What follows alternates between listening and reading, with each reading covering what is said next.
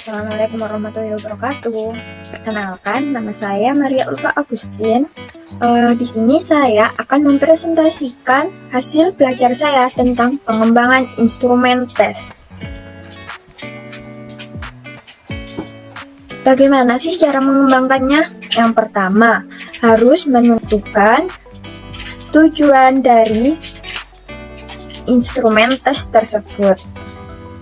Gimana? Sebelum mengembangkan instrumen tes ini, terlebih dahulu harus menentukan tujuan untuk keperluan apa instrumen tersebut. Kemudian, yang kedua, menganalisis kurikulum. Hal ini bertujuan untuk menentukan bobot setiap pokok pembahasan. Yang ketiga, analisis buku pelajaran. Hal ini juga bertujuan untuk menentukan bobot setiap pokok pembahasan. Yang keempat, membuat kisi-kisi. Manfaat kisi-kisi di sini untuk menjamin soal yang kita buat itu dalam arti mencakup pokok bahasan secara proporsional. Yang kelima, menentukan tujuan instruksional khusus. Yang keenam adalah penulisan soal.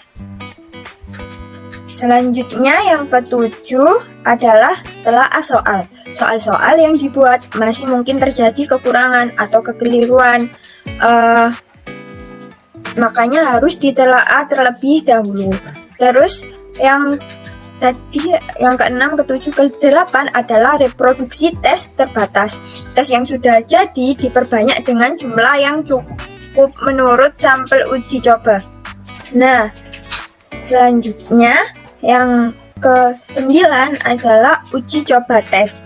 Tes yang telah diperbanyak tadi akan diuji coba pada jumlah sampel yang telah ditentukan. Yang ke-10 yaitu analisis hasil uji coba. Berdasarkan data hasil uji coba tadi dilakukan analisis, terutama pada butir soal yang meliputi validitas, reliabilitas, tingkat kesukaran, dan daya beda. Selanjutnya yang ke-11 adalah revisi soal. Soal-soal yang valid berdasarkan kriteria empirik yang dikonfirmasi dengan kisi-kisi tersebut. Yang ke-12 adalah merakit soal menjadi tes. Urutan soal dalam suatu tes dilakukan menurut tingkat kesukaran soal, yaitu dari soal yang mudah sampai soal yang sulit.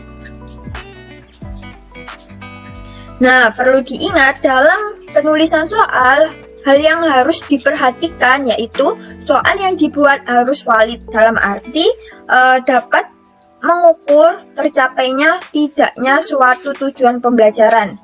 Yang kedua, soal yang dibuat harus dapat dikerjakan dengan menggunakan satu kemampuan spesifik. Selanjutnya yaitu soal yang dibuat harus terlebih dahulu dikerjakan dan diselesaikan dengan langkah-langkah lengkap sebelum digunakan pada tes yang sesungguhnya. Yang keempat, menetapkan sejak awal aspek kemampuan yang akan diukur untuk setiap soal fisika yang dibuat. Yang kelima, dalam membuat soal matematika harus hindari sejauh mungkin kesalahan-kesalahan ketik. Betapa kecilnya kesalahan ketik itu akan membuat soalnya berbeda, akan mempengaruhi validitas soal juga.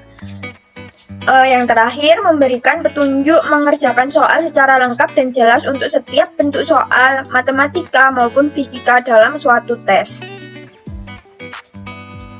Nah, kita perlu mengetahui prinsip dasar pengembangan instrumen tes ini.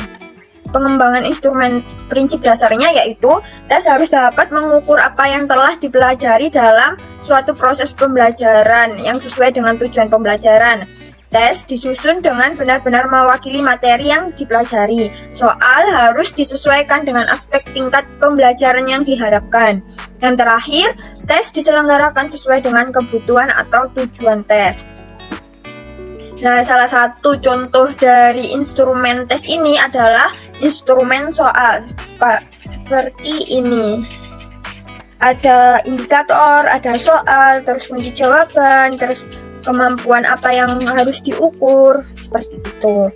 Nah, kesimpulan dari presentasi ini adalah jadi Untuk mengembangkan instrumen tes harus mengetahui prinsip dasar dan langkah-langkahnya agar instrumen tes tersebut menjadi instrumen tes yang baik dan benar. Sekian dari saya, kurang lebihnya mohon maaf. Wassalamualaikum warahmatullahi wabarakatuh.